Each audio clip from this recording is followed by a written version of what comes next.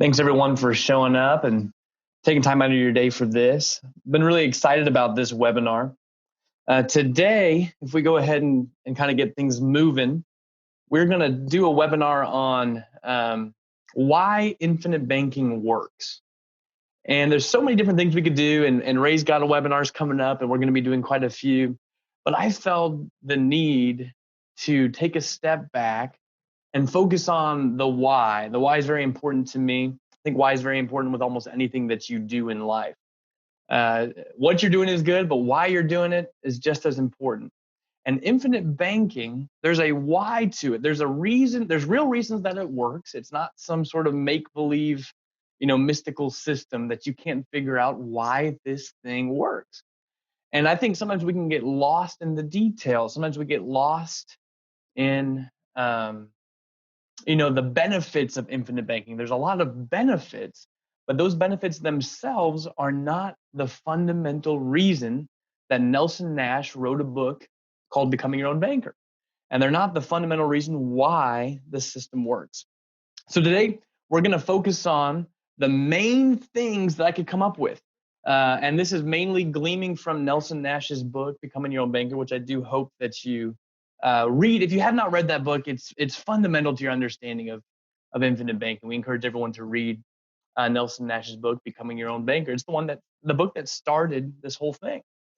But there's three areas today that I'm going to focus on as to why infinite banking works. And we're going to dive in. There probably is more than that, but I said, Nate, if I was going to list, here's three things.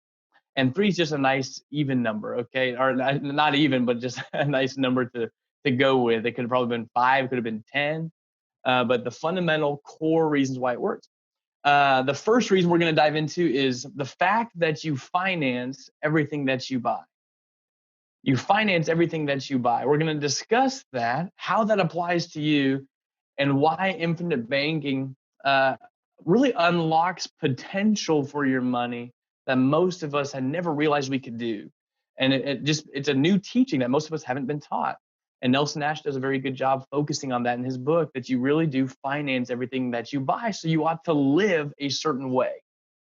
You ought to live a certain way based on this truth. And if you live this way, you'll be successful. And that's one thing infinite banking brings. The second point I want to make is that banking is a process, not a product. This is one of the reasons why Becoming Your Own Banker, the infinite banking concept, works.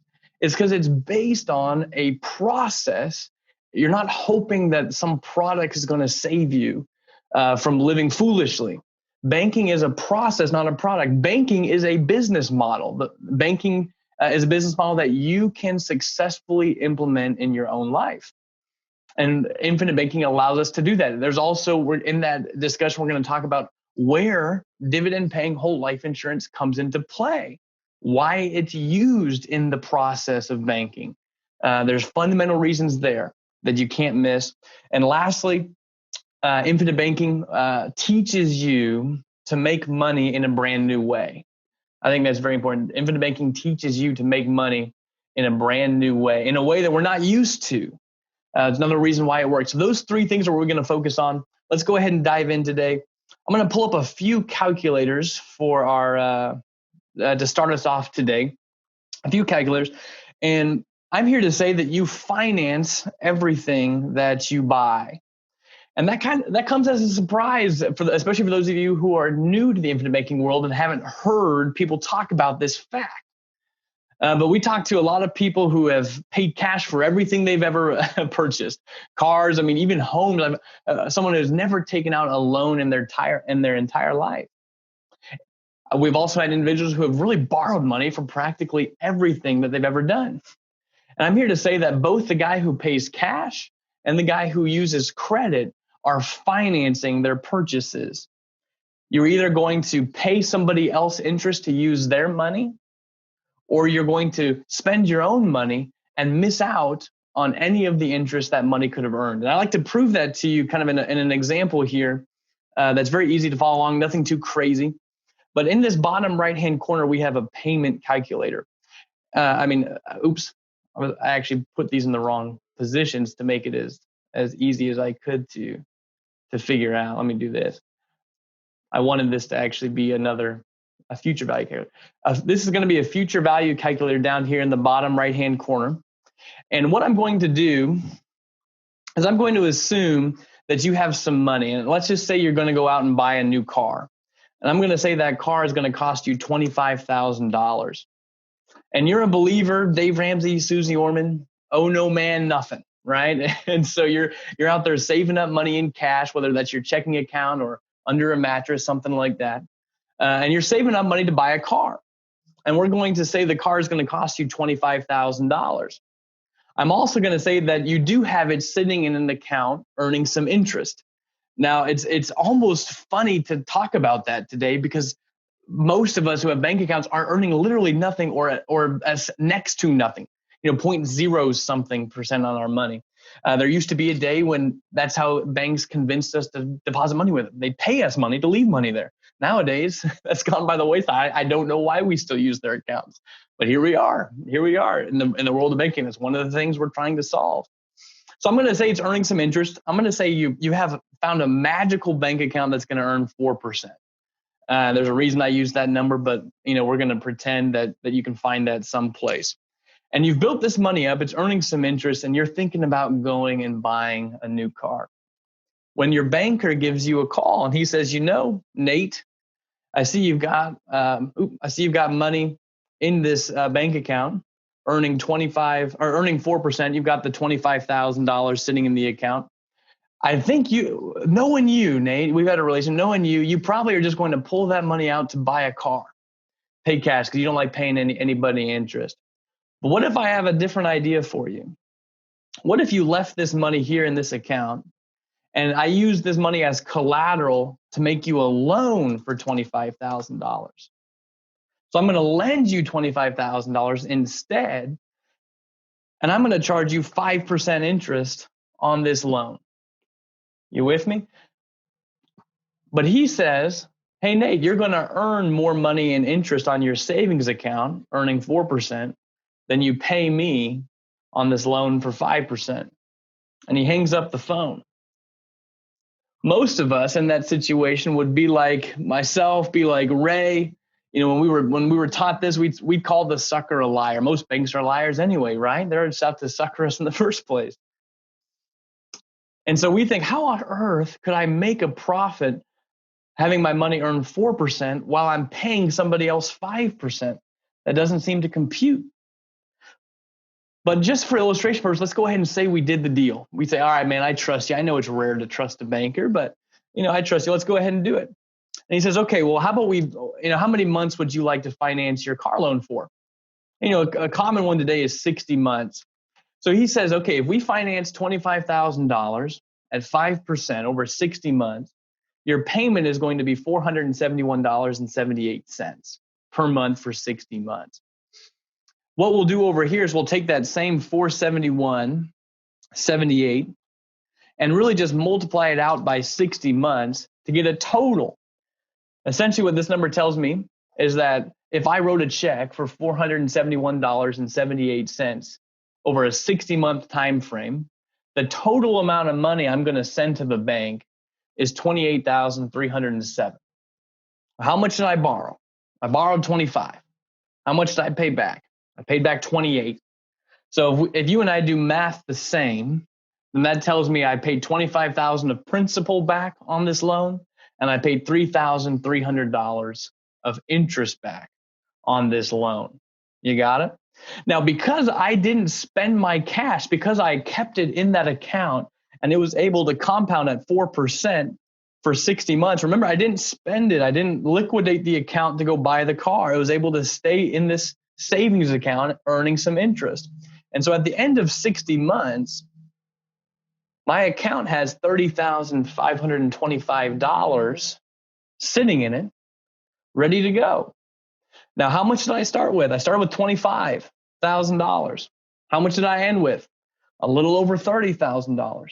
So as long as you and I do math the same way, then that means that the bank paid me $5,500 in interest on my savings account, earning 4%, and I paid them only $3,300 to use their money, even though they charged me 5%. When at the very beginning, I called the guy a liar. I said, man, there's no way I'm going to make money borrowing your money at 5 and you're only paying me 4. That doesn't seem to make sense. So what is going on behind the scenes here? What is this? How was I able to borrow at 5 and earn 4 and actually make $2,000 more in interest on this deal? Well, once you take a look behind the scenes, and those of you who have borrowed money for a house or a car, you know this internally. We just need to apply it. That whenever you take out a loan for $25,000 and you're paying it down, what's happening to the balance every single month that you make a payment? It's going down. It goes down, down, down, all the way down to 0. And so the 5% interest, yeah, they're charging you, but they're only charging that on the balance. So it's being charged interest on an ever decreasing balance throughout the life of this loan. But those of us who have dealt with compound interest know, like in the savings account, you're earning 4%, but you're earning it on an ever increasing balance. So every single month, that 4% interest is actually earning more for you than it did the month before. So in this scenario, we actually made $2,000 borrowing the bank's money, even though they charged us a higher rate than we were earning, which is huge. There's a couple practical points we want to make out of this. First off, there's a reason I use these interest rates, okay?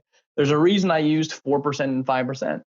I use 4% for your savings account really because that's the guaranteed growth inside of a policy that we use in the infinite banking concept. And we can borrow against those policies at 5% or less, depending on the insurance company themselves. So I wanted to mimic what's actually going on inside of a policy here to show you that it's not just magic that I can, like if I tell you that we can make money financing a car or these other things, it's not just magic.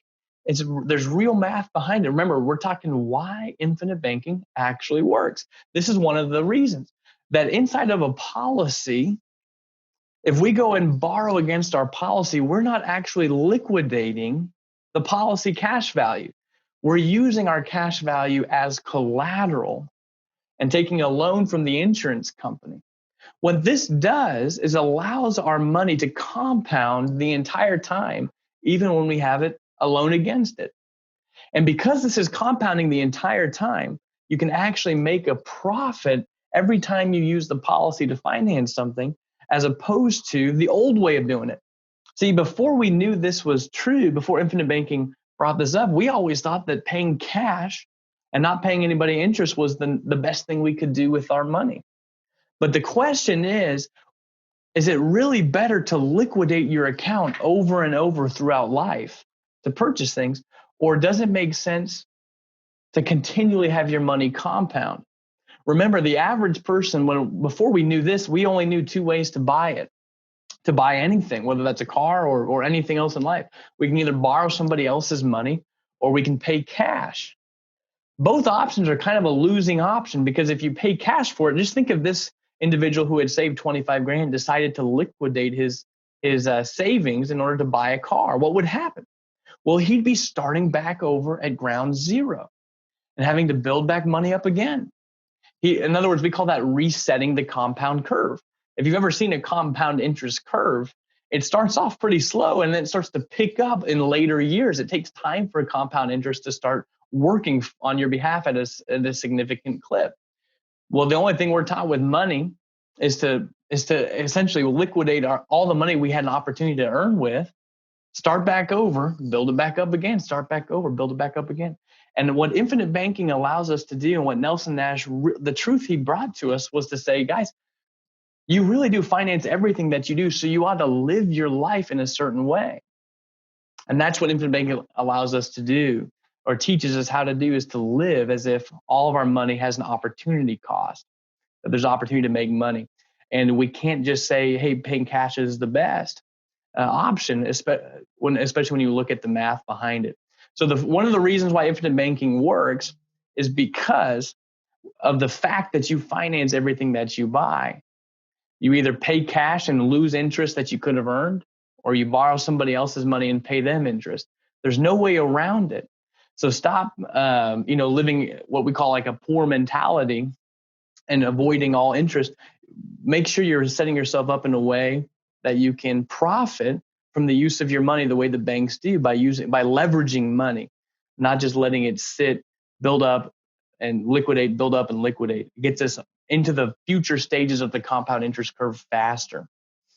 This also says that maybe we ought to treat our money like a bank treats it. In other words, whenever you borrow money from your policy or whenever you spend money, even from your checking account, we have a lot of clients and who have done this as well. Hey, when we spend money, we want to recapture it because our money has real value, real cost. And just because I have the money doesn't mean that if I spend it, I should just let it dangle out there and leave it alone and just spend money until I'm broke. So remember, banking is a process, not a product. And what Nelson Nash said about that was very important. So this is one of the principles of infinite banking that you have to understand if you want to know why it works. Number 2 today that we're going to dive into is that banking is a process, not a product. The banking model, the business model of a bank actually works, people. If you can't tell, they make good money. We've just never been told how we can model the banking business in our own life. And that's what Nelson Nash really said. Nelson Nash didn't write a book, and this whole concept is not about how to buy life insurance the right way. That's not the reason. You have to have a desire to actually become your own banker. And what that entails is controlling a pool of capital that profits you, not somebody else. That's really all this concept is about. Nelson Nash wrote a book not to say life insurance is great. He says, here's how you can use it to become your own banker, which means you ought to get familiar with what the banking business is if you're going to be a banker. And so for most of us, this is all we've known about banking. When we go out in the world, we earn money, and that money has to be put someplace. Money has to reside somewhere. It can reside in the mattress, it can reside in a bank account, it can reside in a 401k, it can reside anywhere. But for most of us, the central hub for all of our financial dealings is a bank account, a checking account. Direct deposit straight from the paycheck. We always flow it into the bank. And so essentially, we're going to say you have some money sitting in the bank. I don't care how much money you have. Let's just say you have $10,000, a nice, easy, round number. That's how much you have deposited at a bank right now. And I ask people this question. And it's funny that it's almost like a leading question, as if I'm trying to get somewhere, but I'm actually curious to know whenever I'm talking to some of my clients and people who are looking into this. I ask them, okay, you have X amount of money sitting in cash at the bank. Are they paying you any interest? That used to not be a funny question. That used to just be a thing. Now people laugh when I say it. They laugh at me and they think I'm joking. And I'm like, no, I really wanted to know. I'm curious in real life with your own situation. Are your deposits at the bank paying interest? And half the time it's just essentially, no, they're not at all. Other times, it's so small, I couldn't even tell you. So we have to come up with something. And I found some bank savings accounts and things like that you might be able to get 1% interest on. So I'm going to give everyone the benefit of the doubt and say, you didn't laugh at me. You say, yeah, I'm earning like 1%. Let's just start there. So we have $10,000 in a bank and it's earning 1% interest. The question is, if we're going to get in the banking business, how should we see this deposit? How should we see this deposit? Well, if I'm in the banking shoes, and this guy just brings in $10,000 and I've agreed to pay them 1%, this money is actually a liability to me. The money that's sitting in the vault has a real cost. In this guy's case, it's 1%. If he leaves the money in the vault, they're going to go broke. So this $10,000 is actually a liability to the bank. It's a loan to a bank. I don't think people really understand how the banking business works. But in reality, every time you make a deposit to a bank, into your checking account, your savings account, whatever it is, you have legally made a loan to the bank. It's legally what you've done. And so it's a liability to them. They have to then take the money and do something with it in order to stay in business. Remember, banks don't let any money sit. They just tell you to do that. Banks say, hey, come let your money sit with me. I'll treat you real nice. And then they take that money and they go put it to work, not for your benefit. but for the owners of the bank. This is fundamental. So they take your money, they pool it together with somebody else's money, and they say, hey, we've got enough money now to go find somebody who needs to buy a house and lend them the money to do it. So they take our money, pool it together with somebody else, and they lend it to a guy who wants to buy a house, and they charge them 4% interest on this loan. And this homeowner now has to make payments back to the bank. So the bank gets all the money back and makes a profit on that money. Now, remember, banks don't let money sit. Individuals, you and me, are the only financial entity in the world that is suggested to let money sit. If you ask any business, sitting money is costing them opportunity. So banks say, well, this guy's making all these payments back to us. We're starting to get some more money back. What should we do with this money that's coming back in? Well, why don't we take it and find someone who wants to buy a car and lend them some money, charge them some interest. So they go out and find a guy who wants to buy a car, charge them 5% interest, and he starts making payments back to the bank. Now, I want to stop here for a moment. The bank's made 2 loans. It seems like they're doing pretty good because they're buying our money at 1% over here, and then they're selling money to the homeowner at 4%, and then recycling his money to go sell it again to the car guy at 5%. Man, how much money does the bank actually have to put into the gig to run their business? It looks like nothing. They just use everyone else's money. More on that in a second. They're just moving money around. Remember, banks are in the money business in the same way that a grocery store is in the food business, or a gas station's in the gasoline business. Essentially, all they do is buy money at one price from us and then sell it back to other people, even ourselves, sell our own money back to us at a higher price. But it's not a bad business model to be in. They haven't put any money in the gig.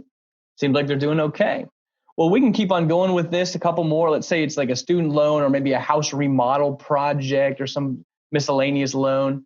They're charging us 6% for that. He's got to pay it back. And lastly, maybe there's like a line of credit or something like that that they send out, charging him 8%, and he's going to have to pay it back. So essentially, all the bank is doing is taking our money and moving it. And this is what I like to call the problem. This is the problem with the banking situation that we're in. This is what we're actually trying to produce a solution for. Remember, this whole webinar is about why infinite banking works. When we look at this system, we say, man, we're getting robbed. We're getting shanghaied out here, man. This is insane. Take a look at what's actually going on. If I take the 4% they made on the house and subtract out the 1% they paid us, that's 3%. 5 minus 1% is 4%. 6 minus 1 is 5.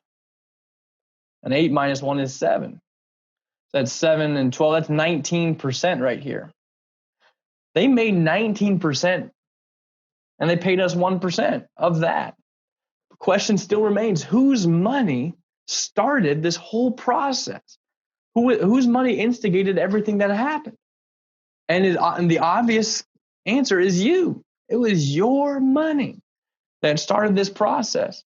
And even though they're using your money to do everything they want to do as a bank, they just don't send money back to you in a thank you for it, or at least they do very little. We are getting killed as depositors. So one of the biggest problems is that the way the banking world is stacked up against us, it really is difficult to get ahead, because even though it's our money as depositors that's out working in the economy, we're not receiving our due share of the profit. But not only that, many of you on the call today are also homeowners. And the chances that you paid cash for a home are probably pretty slim. So that means you borrowed money from somebody, probably from a bank. Who's getting interest on that? Well, it's not you, somebody else. And there's a lot of interest on a mortgage being gone. So not only are we getting killed as a depositor, but we're also the borrowers. Many of us have car loans today or have had car loans, paying interest and losing money. We've got student debt. We've got remodeling debt. We've got credit card debt. We've got lines of credit. We've got all these sorts of things that we owe to the bank, which all this points to the fact that, hey, if there was a way to break free from this system, would you want to know? Because if there was a way to do this differently, you might be able to make a lot more money without changing anything about your life, without changing anything you're doing financially at its core, just changing how you're doing banking. And that's really what infinite banking is all about. That's why it works, is because this business model actually works. The banking model works. We just have to mimic it. So the real question is, and for those of you who are familiar with what we're doing, we suggest that you use a dividend paying whole life insurance policy to replace the bank. We get rid of this guy and we put your policy in the middle. We start making deposits to the policy and then use our policy and the cash values that it builds to do all these other things that we want to do. The question you should be asking yourself in all of this at this moment is why? Why? And this is really the whole point of this webinar today. I don't want you to be curious as to why policies are used to build your own bank. It has nothing to do with the perks.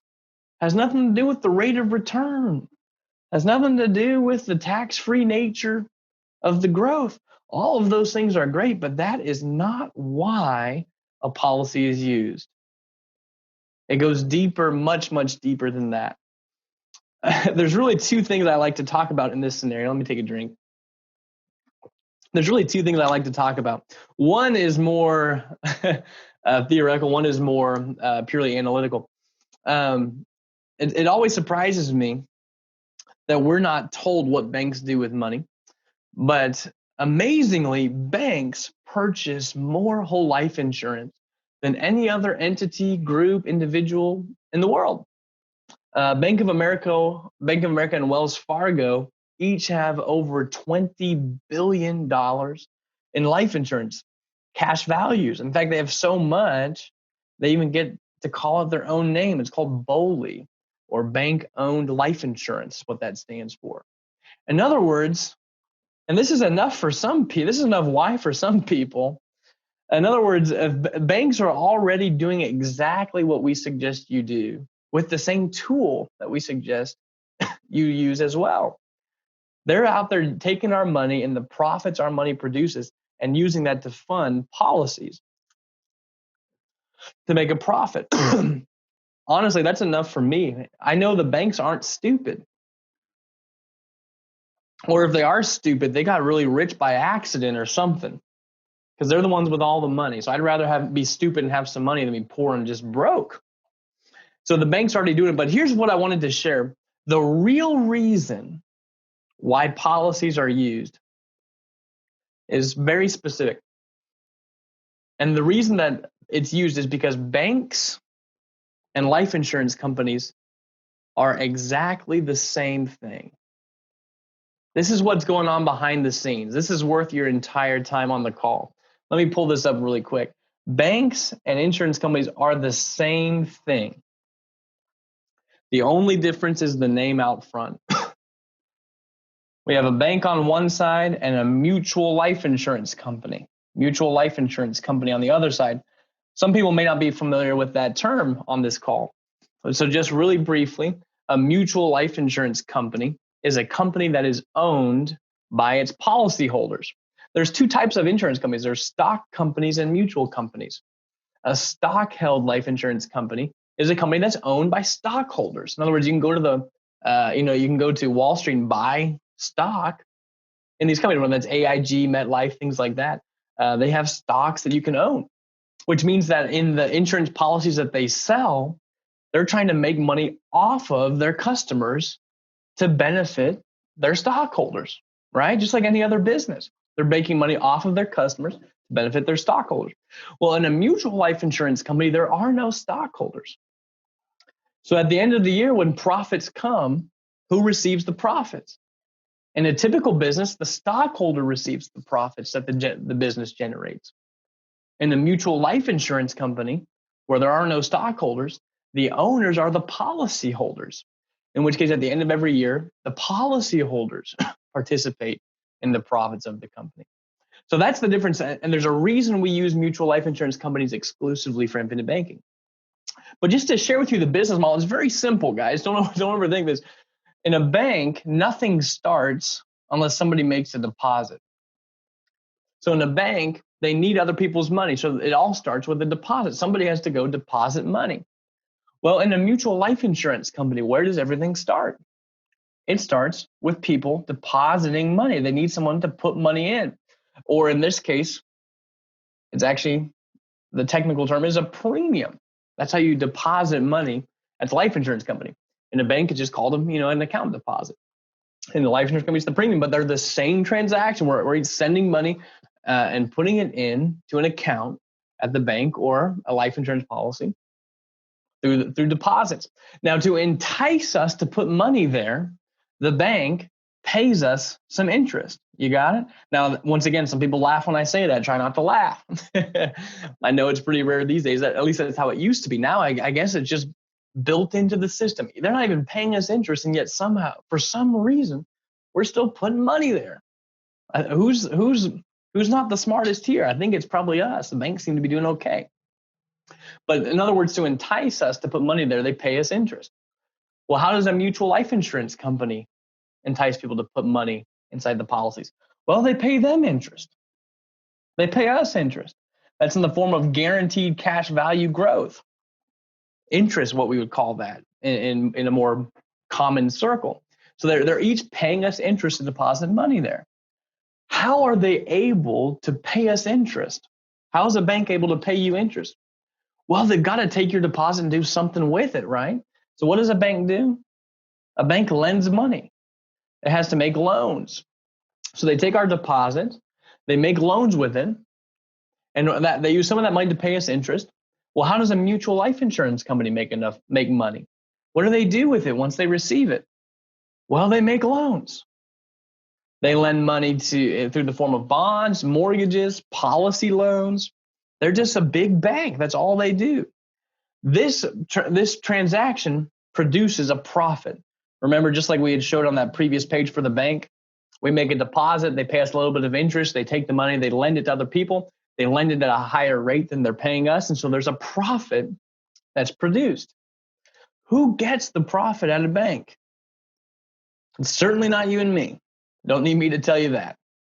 Whoever is the owner or the stockholders of a bank receive the profits. Well, the mutual life insurance company is doing the same thing. They make a profit at the end of the year. More money came in than what's needed to pay the bills and to pay us our guaranteed cash value growth that they promised. What are they going to do with that profit? Well, there's no stockholders to send it to like a normal business. There's no Wall Street, trading guys to send money to. Where do they send the money? They send it to the policyholders. So do you see that when you plug in as an owner of a mutual life insurance company, you've essentially became an owner of a bank? That's really what you've done. And that is why you are going to profit like an owner, not as a depositor. So whenever I say a mutual life, and the policies that you get for infinite banking may produce a 4-5% growth, rate of return, something like that. You should really be asking yourself, how do they do that? Why? Why can the business be the same as a bank, and yet my deposits at the bank earn 1%, but in my policy I earn much more than that? What's behind the scenes going on? Well, all of that is what is rightfully yours on your money as an owner, as opposed to a depositor. So you can start to see that if we go back and we say this is not a bank, but this is your policy, is all this interest going to be earned, given to somebody else, or is it going to be given back to you? Well, it's going to come back to you. And what if we were able to accelerate it by taking over all these debts that we have as individuals, so we're no longer losing interest to them and instead able to pay you back with that same interest? Have we not solved the banking equation for you in a way that guarantees you to be successful? If you can make what you're supposed to be making here on your deposits through becoming an owner instead of just a customer of a bank, and then use that money to recapture all the interest that ekes out the door, can't you see that there's a lot of money to be made? This is the fundamental principle of infinite banking at its core. You got it? And in Nelson Nash's book, he mentioned one thing. I'm not going to spend a ton of time on it, but there's this word out there. And those of you who have read Nelson Nash, bonus brownie points if you can remember what he talked about with cogeneration. Cogeneration is a concept in electrical energy output. And he used an example out there. I like to use a different one, with a solar energy. For those of you who may have, solar energy at your home, like I know Ray, who is the founder of Living Wealth, and him and his family, they went out and bought a new house and put solar powered energy in it. And in the wintertime, the solar panels are actually producing more energy than what his household needs to power the house. You got it? And it's producing more than what it needs. So he's got this extra energy. What can you do with this extra energy? Well, I mean, it would be rather foolish, I think, to go out and try to sell that energy to your next door neighbor, or to start erecting power lines and try to build your own energy company. What would make more sense?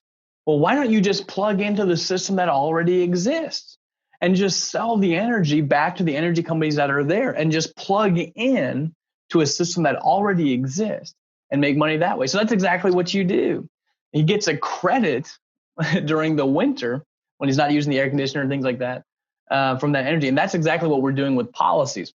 We are plugging into a system that already exists, that we don't have to do any work to start, but we get to profit from it in a way that, doing it things the normal way, we would just be wasting money through the bank. That's essentially our problem. So remember, 3 things. First off, why things work. You finance everything that you buy. So stop getting yourself off the compound interest curve. You can do that through the loan provision of a policy. Number 2, banking is a process, not a product. There's a reason why. The reason why banking sucks right now and that you've been a bad banker up to this point is because there's other people who are constantly making money off of you. We have to axe that. We have to cut that out and start making money ourselves. Banking is a process. It's not a product. And there's a real reason why dividend paying whole life insurance is used. And lastly, what I want to share, and I'll pull this up, is that what infinite banking allows us to do, and the reason why it's so different, is that we're able to make money in a way that we've never thought we can make money for, and in a brand new way. And this is what really changes the paradigm once you catch it, is that we're actually making money differently than the world teaches. So for those of you who have been saving money, have a financial plan or whatever it is, the only options that most of us are given to use our money in are essentially, this is the conversation. Hey, Joe Blow, you need to put your money in this account, let it sit there for the next 30, 40 years. I'll manage it for you for a small fee. And, here's how much money we hope to have at that time if market, turns out well and so forth. And essentially the only way we've learned to have our money work and produce profit is by letting it sit someplace. Okay. That's all we've ever been taught, is money sitting. But remember, we're getting into the banking business. The business is all about money moving. It's a different world. So we're going to make money in a different way. This is also one of the reasons why you won't see us at Living Wealth compare the growth of a policy to some sort of other asset. There's a reason why. We don't compare it, not because there's no comparison that could be made, but because that's not the goal of banking, just to buy a policy and let money sit. That's what you do when you invest money, but that's not what you do when you do banking. Banking is about money moving. So I'd like to show you in this example exactly how we see it. But I got to lay the foundation just so it's kind of a lot of numbers here. So I just wanted to tell you briefly where everything's coming from. I don't want to spend a ton of time because we have this type of example all over the place where that's the sole goal of the webinar is to go over it. And today I'm just going to do it kind of quickly just to share some concept. Making money in a way we're not used to making. So in this example, we have a guy who does start a policy. He's 50 years old, and you can see how we fund it right here. So this is his premium deposit right here. This is how much money he's paying in premium. We put in $30,000 the first year and then $20,000 every year after that through the 7th year. And then we stopped funding the policy. I think a lot of people, when they see examples like this, you really need to back up and just listen to my words really quick. Because I talk to a lot of people who overthink what we're doing here, dramatically overthink it. One of the things I wanted to mention is we don't suggest that you stop funding your policy. When would you want to stop building wealth? When would you want to say, I'm done? When would you want to put a cap on how much money your banking system can make? Because remember, if we kept paying the premiums, what would happen in the cash value of your policy? They would keep going up dramatically faster. So this is not a suggestion or anywhere close to it. If you're a client with ours, the chances that we've ever told you to focus on a short premium payment period are pretty slim. There's certain scenarios where it makes sense, but for the most part, if you just look at my own life, I don't ever plan on stopping my premium. That's how I get more money in my bank to profit me more and more. So the reason we stopped funding it was actually just so we could isolate the loans that you're taking from the policy and the repayments you're sending to show you that you can actually make a profit. And that's what I want to do today too. So don't look too much into that. But we did stop paying the premium after year 7 and just had the policy pay for itself at that point, where we weren't sending in any more money.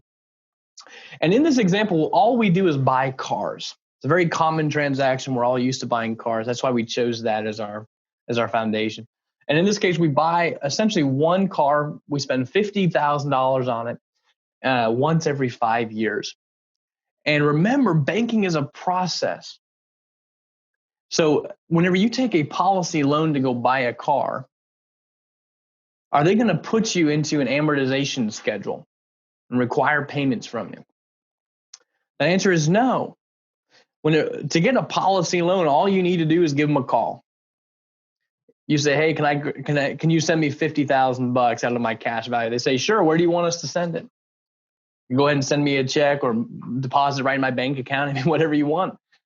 And the next, few business days, there it is, sitting in your account. They have no idea if you're going to repay any of it. They don't care, because here's what they know. They know you're going to die someday. You're not going to live forever. And if you were to pass away while you have a loan outstanding, then they'll just take off the loan balance from the death benefit and send the rest. So they're going to get their money back. It's just either you're going to send it while you're living or they're going to get it back when you die. They don't care. So why on earth would you pay you back if no one's forcing you to? Because that's part of the process of banking. If all we did was pull money out and never paid ourselves back a dime, then what's going to happen whenever you need to buy another car? You're going to be broke. You're going to have to go borrow it back from Wells Fargo or Bank of America. We want to get rid of those guys. So essentially what I'm saying is we're going to take this $50,000 loan to buy a car, and we're going to pay us back in a similar way that we would have paid anybody else back. This is the system that you enter in when you decide to do infinite banking. You decide, I'm going to treat myself and my money just like I would treat the bank's money. That's how you produce a profitable bank. So on a $50,000 car loan, over 60 months, the payment is going to be about $1,000 a month, approximately. So that's what you see here. We start paying it back $1,000 a month for 60 months inside of this policy. That's what we do here. We decided that we didn't even have to tell the insurance company that's what we wanted to do. We just started sending them $1,000 a month. You see, we're in total control of this situation. And we do that for this very first car. And what I wanted to do, because the goal of this is not to describe this in a lot of detail, I want to actually scroll down a little bit. And I'm doing that on purpose because there's something I want to say. There's something I want to use this to do. Remember, this third point is not you can make money buying cars. You can, but this third point I want to make is that infinite banking teaches you how to make money in a brand new way, in a way that we're not used to. And I'd like to get to the period of time where we don't have any more premiums, just so the numbers are clear and clean. We know what's going on. And what I'm trying to get at here is, so after the first car, we had built up a cash value of $159,000 at that time. And what's going on here in this second car is we go out We borrow more money to go buy our next car. We assume maybe the first car is yours and the next one is your spouse's car or something like that. And so we go out and we buy another car using this cash value, paying it back the same way that we paid it back the first time, $1,000 a month for 60 months. The only difference is now, there's no premium going in. It's just these loan repayments. And what I'm trying to say is most of you have borrowed money to buy a car before. Most of you on this call have done that at least once. There may be some who have paid cash for every car. Most of us have taken at least one car loan out or borrowed money for some purpose. And every time, let's say if this was a typical car loan and then there was $1,000 payment, who's going to get all the money on that car loan, on those payments? It's not you. That money leaves your account and is now sitting in somebody else's account, typically the car loan finance company, whether that's Ford Motor Credit or Bank of America or whoever it is. So we are used to borrowing money, and then we have this payment that they've locked us into, and every single time we make that payment, our bank account has less money, which means we are poorer than the day before. Does that make sense? I hope it makes sense. That every time you make a payment, you are now more poor than you were the day before, which is unfortunate, right? And we're used to that. That's one of the reasons why we don't like borrowing money from a bank. We don't like paying interest, but we don't like paying anything. We don't like making we don't like making any payment at all, because every single time that money leaves your account, that money is gone forever and will never earn a dime for you. But let me backtrack and say, well, okay, we did take a loan out from this policy and we bought a car, and we're going to pay it back. We're going to pay it back of our own free will, out of our own, desire to do so as a competent banker. However, in this scenario, you are not just a borrower, you also own the bank. You own the bank where the money's coming back into. So let me show you what's going on. Let's just take year 9 as an example. That's right here, year 9 of this guy's system. And you'll notice the car loan repayments were $12,000 for a year. That's just the annualized $1,000 a month. But we live monthly. So what's actually going on is we are sending $1,000 every month in year 9. That's the only transaction that's occurring in year 9, is we are sending $1,000 a month back to this policy to repay the car loan that we took out for $50,000 the year before. And so every month we're putting in $1,000. But take a look at what happened to this cash value in year 9. In year 8, we had $126,000. And by year 9, we had $145,000. That's a total of almost $19,000 just in year 9. That's how much this cash value increased. $19,000. Well, if you divide that by 12, in other words, if you take a monthly figure for that, that means this is literally what's happening. Every single time you make a payment, $1,000 payment every single month, that you're actually going to grow by over $1,500 every month.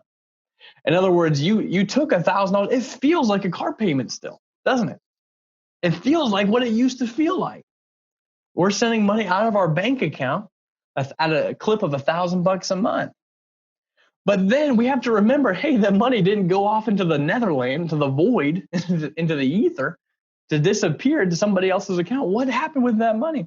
Well, this thing that feels like a car payment where money left our bank account has now produced $1,500 that same month in capital that we can use.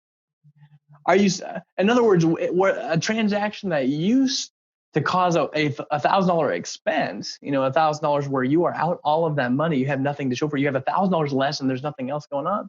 Now that same transaction has produced $1,500 that you can actually use. What I'm trying to isolate here is to say we are not used to making money in this way.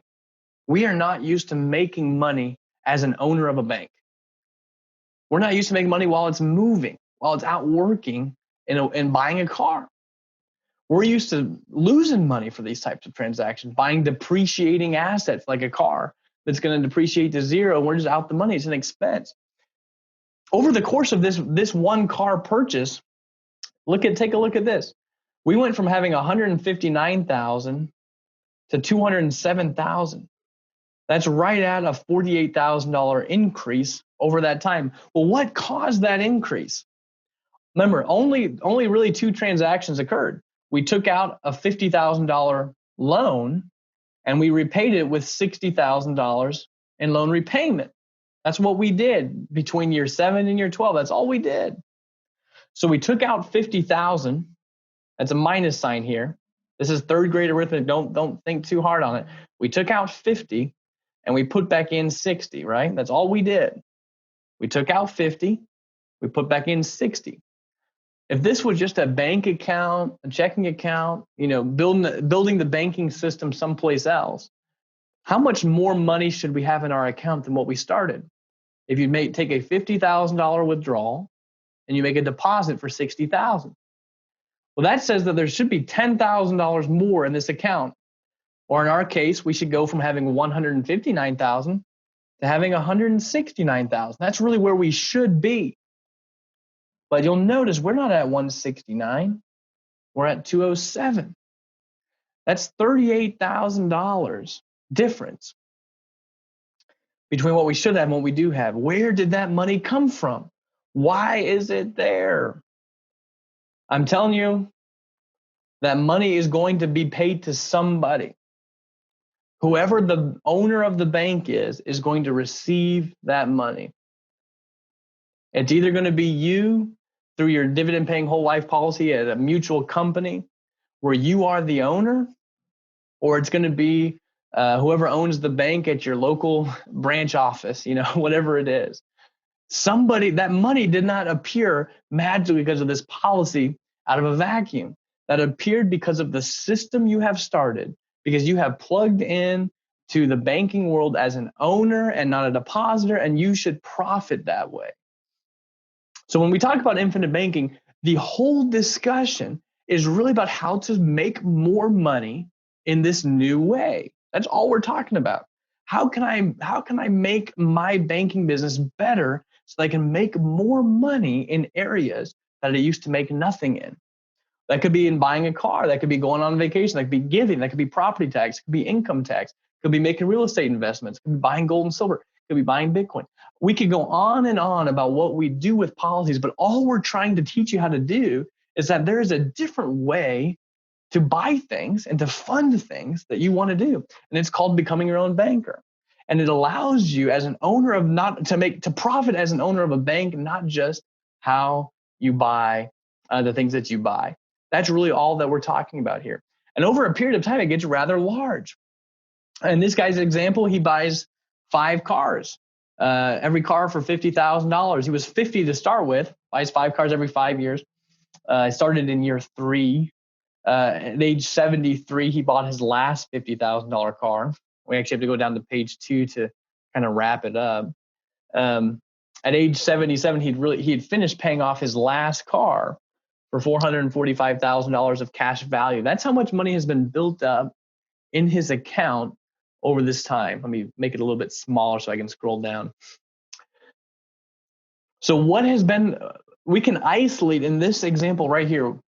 The guy's going to buy cars no matter what. We can isolate what his profit was for transitioning to become an owner of the bank as opposed to just a depositor somewhere else, making money in a brand new way. And we can isolate that by looking at the bottom is the accounting of all that's happened.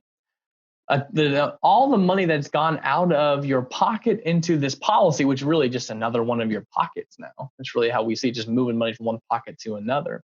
But we've moved money out of one pocket into this at a clip of $450,000 over 27 years. That's what we've done. To figure out how you get that money, we paid $150,000 in premiums for the first 7 years. Remember, we put $30,000 in year 1, and then we put in $20,000 a year from years 2 through 7, or for the next 6 years. That totals $150,000 of premium. That's how much we did. That's what we call capitalizing the system. That's how much money we put in to build the bank out of our pocket. We also bought 5 cars. How much did we pay back to the to the policy every time we financed the car? Paid it back with $60,000. So 5 cars times $60,000 means we paid back a total of $300,000 in loan repayments. That's the total amount of money that hit this policy in deposits. That's what we like to think of. This is the deposits into the policy, just like you can make deposits anywhere else. We also had to buy 5 cars, 50 grand a piece. That's $250,000 we took out to buy those cars. So our bank account, if we had had just a bank sitting at an account and we just used cash to pay for cars for the rest of our life, I mean, he did okay following the rules, building the system up. I mean, he's got $200,000 sitting in his bank account is what he could have done, and felt okay. But when we compare what he would have had at a bank to what he has in his policy, we know he's almost $250,000 short. So where did this money come from? If you ask yourself, why does infinite banking work? Why did we make so much money owning the bank? Once again, it's all based on who is the owner in the situation. Who would have made that $250,000 profit if you had just done this at a bank account? It's not you. It's the shareholders of that bank, the stockholders in that bank. All we did was change who owns the bank. We started making money in a brand new way. Now we can get way more complicated than this. Show a lot of different innovative ideas. That's what living wealth is all about: is pushing the limits of this concept to make more and more money from it. But just to take a step back and say, guys, there's 3 real reasons why this makes sense. Our principles at work here that produce the infinite banking concept, the becoming your own banker concept. Number 1 is you finance everything that you buy. Most of us are missing out on a lot of interest by how we buy things. We need to be paying ourselves back with interest for the things that we buy. If we do so, you will be successful. You always have to remember that banking is a process, not a product. We are mimicking the banking business. We're going to make money like the banks do it. And we use dividend paying whole life for a couple of reasons. Number 1, the banks use it. And number 2, it's the only tool that we know of that we can plug in as an owner of a bank and profit the way that we should be profiting on our money to begin with. And lastly, the reason it works is because it frees us up to make money in a brand new way. And with that, I will take some questions. I do know there's been a couple questions posted. A couple questions. Let's see. First question is, if we are paying the insurance company back $60,000 versus $50,000, how does it get back to our cash value? Great question, Frank. First off, it does it in 2 ways. First off, if you can remember that initial set of calculators that we that I had listed up, it's true that some of that 60,000 or that extra 10,000 of interest is really what we're focusing on there. The extra 10,000 of interest that we pay, some of that is actually just going back to the insurance company. Remember, we posted our cash value as collateral and they sent us a check. Essentially, that loan is an interest-only loan for life. And so some of the interest of that 60,000 we actually paid back to the insurance company. So how did we get that back? Well, we got it back because they guaranteed that our money would continue to compound with interest the entire time. So we will always, just like you saw on those calculators, just math also applies inside the policy. That same math applies, that we're going to pay them interest on the policy loan while they, on an ever decreasing balance, in other words, we're paying less and less interest over time, while they are going to credit our cash values with more and more interest over time. So that's a big chunk of it. It is true, though, that we did pay back a little bit of extra interest, which is another concept. And so some of that 60,000 was not actually pure policy loan interest. It was money that we sent back above and beyond that, which is a whole new can of worms. I'm not going to get too much into that, but that extra interest does go straight back into your policies through the use of your paid-up additions rider and boost your cash values overall. So there's two things going on there. One of them is just, the principle that we talked about at the very beginning. The other one is we did pay a little extra interest, and mainly we did that because we like round numbers, to be honest with you. If the loan repayment was like $957.34, that just makes for a pretty lousy example. So we just say, let's pay it back at $1,000 a month. So we are going to pay a little more back than what it's going to take to pay off the loan. But some of that is just going to go in essentially through our paid-up additions rider. We have a question from Brian as well. He says, can I get a policy if we have health issues that preclude them from getting a regular life insurance policy? Yeah, that's a great question, Brian. If you are uninsurable due to health issues, you may not be able to buy a policy on your own life with you as the insured, but that does not stop you from practicing infinite banking by buying a policy with somebody else as the insured. And so, I mean, that's what most people do. Like even Ray, if you've heard his testimony, he's the founder of Living Well. He's had leukemia diagnosis since 2001, and that's when he became uninsurable. That's 19 years ago. That's really right when he's learned about infinite banking, unfortunately, too. But that hasn't stopped him from practicing IBC. He owns like over 100 policies now. He just buys policies on anybody he can get approved with an insurable interest. So normally there's somebody in your life that would be happy to offer their their insurability to you, and you can be an owner of a policy with a different insured. What is the recommended monthly premium to make this policy effective? I mean, there's not exactly just one overarching goal. I mean, the amount of premium we typically try to shoot everyone to hit is about $400 a month or about $5,000 a year. And if things are so tight that you don't have that amount of room in your financial picture, it may not be time. May not be time to start. And you ask, can you get a policy for someone in another country? It is possible, though honestly, we're airing this webinar during COVID-19, and it is becoming a little bit more difficult to do that just right now. It's becoming more difficult than it usually is. Great question. Any other questions before we close it down, guys?